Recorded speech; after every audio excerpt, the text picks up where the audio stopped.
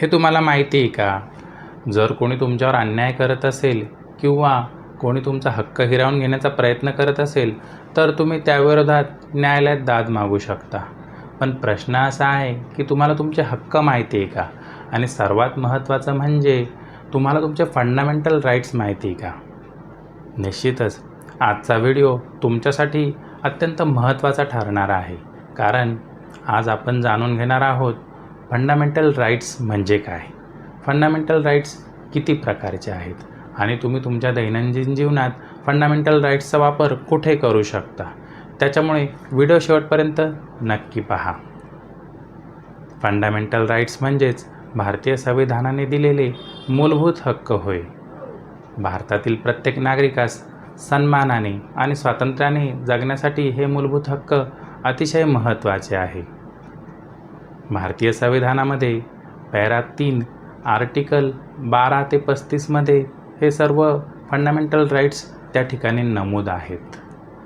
हे हक्क इतके महत्त्वाचे आहे की जर सरकारने या हक्काचा जर भंग केला तर सरकारविरोधात दाद मागण्याची देखील या कायद्यामध्ये तरतूद या ठिकाणी आहे. राईट टू फ्रीडम हा हक्क अतिशय महत्त्वाचा हक्क आहे.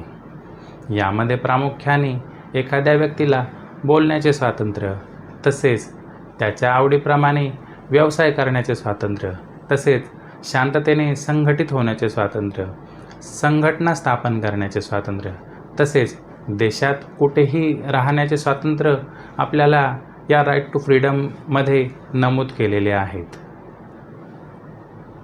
हे सर्व जरी असलं तरी आपल्याला माहिती आहे की हे हक्क 100% पूर्ण हक्क नाहीत. याला काही मर्यादा देखील दिलेल्या आहेत, कारण की जेव्हा देश म्हणून आपण बाहेर येतो तेव्हा देशाची सुरक्षा व कायदा व सुव्यवस्था हा प्रश्न सर्वात प्रथम आणि महत्त्वाचा मानला जातो. याचं जर छोटंसं उदाहरण म्हणून जर घ्यायचं ठरलं तर आपल्याला माहिती आहे की आपल्या देशात विविध भागात लष्कराचे, नेव्हीचे, तसेच एअरफोर्सचे या ठिकाणी प्रशिक्षण केंद्र, तसेच शस्त्रास्त्र उत्पादनाचे कारखाने काही ठिकाणी आहेत. त्यामुळे देशाचं संरक्षण महत्त्वाचा विभाग असल्यामुळे सामान्य नागरिकाला त्या ठिकाणी भेट देणे, चित्रीकरण करणे वगैरे गोष्टी निषिद्ध असतात. तसेच आपल्याला माहिती आहे की देशात काही ठिकाणी अणुऊर्जा प्रकल्प आहेत, मोठे विद्युत प्रकल्प आहेत, मोठी धरणं आहेत. त्या ठिकाणी देखील सामान्य नागरिकाला भेट देण्याची किंवा त्याची माहिती घेण्याची परवानगी नसते. त्याच्यामुळे आपल्याला माहिती आहे की जरी आपल्याला संविधानाने हक्क दिले असले तर या काहीशा मर्यादा देखील प्रत्येक नागरिकाला दिलेल्या आहेत. याचा प्रमुख उद्देश म्हणजे देशाचं संरक्षण होय. पुढील मुद्द्याकडे जायचं म्हणजे राईट अगेन्स्ट एक्सप्लॉयटेशन. आपल्याला माहिती आहे की भारत देशात गुलामगिरी बंद होऊन अनेक वर्ष उलटून गेलेली आहेत. त्याच्यामुळे कोणीही कोणत्याही नागरिकास बळजबरीने कामावर ठेवू शकत नाही, त्याला काम करण्यासाठी फोर्स करू शकत नाहीत. तसेच 14 वर्षाखालील मुलाला किंवा मुलीला कोणी जर बालकामगार म्हणून कामाला ठेवले तर निश्चितच त्याच्याविरुद्ध गुन्हा देखील या ठिकाणी दाखल होऊ शकतो. त्यानंतर महत्त्वाचा हक्क म्हणजे right to freedom of religion. भारतातील प्रत्येक नागरिकाला त्याचा धर्म पाळण्याचा, त्याच्या धर्माच्या विषयी पूजा करण्याचा, प्रचार प्रसार करण्याचा अधिकार संविधानाने दिलेला आहे. कोणताही नागरिक दुसऱ्या नागरिकाचे बळजबरीने धर्मांतर करू शकत नाहीत. उदाहरण म्हणून जर घ्यायचं झालंच तर भारतातील नागरिक त्याच्या आवडीनुसार पूजा, नमाज किंवा इतर प्रार्थना हा करू शकतो. कल्चरल अँड एज्युकेशनल राईट्स हे हक्क विशेष करून अल्पसंख्याक समाजासाठी बनवलेले आहेत. यामध्ये प्रामुख्याने अल्पसंख्याक समाजाला त्यांची भाषा, संस्कृती जपण्याचे अधिकार दिलेले आहेत.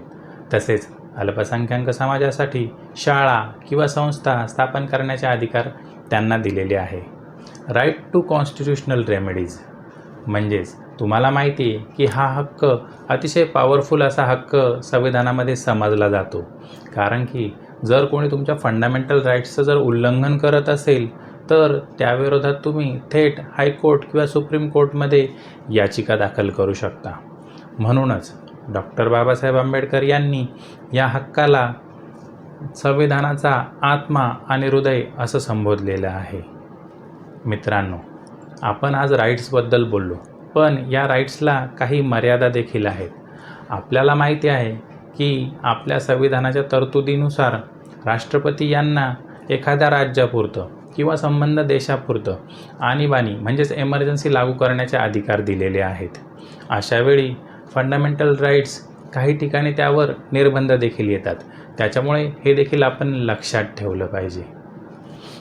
काही रिअल लाईफ एक्झाम्पलबद्दल जर बोलायचं झालंच तर पोलिसांनी तुम्हाला कारण न देता अटक केली असेल किंवा कोणी तुमच्या धर्मावरनं तुम्हाला टोमणे मारत असेल, तुम्हाला हिणवत असेल, तसेच कोणी तुम्हाला बोलण्याचं तुमचं स्वातंत्र्य हिरावून घेत असेल तर निश्चितच हे तुमच्या फंडामेंटल राईट्सचं उल्लंघन असं म्हणावं लागेल व त्याविरोधात तुम्ही थेट सुप्रीम कोर्ट किंवा हायकोर्टमध्ये दाद मागू शकता.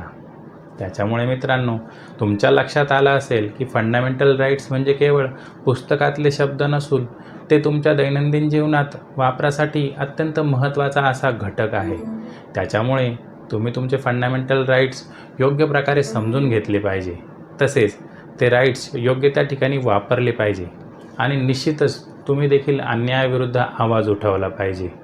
त्याच्यामुळे आजचा जर कायदेशीर व्हिडिओ तुम्हाला जर आवडला असेल तर निश्चितच व्हिडिओ लाईक करा, व्हिडिओला कमेंट करा आणि चॅनलला सबस्क्राईब करा.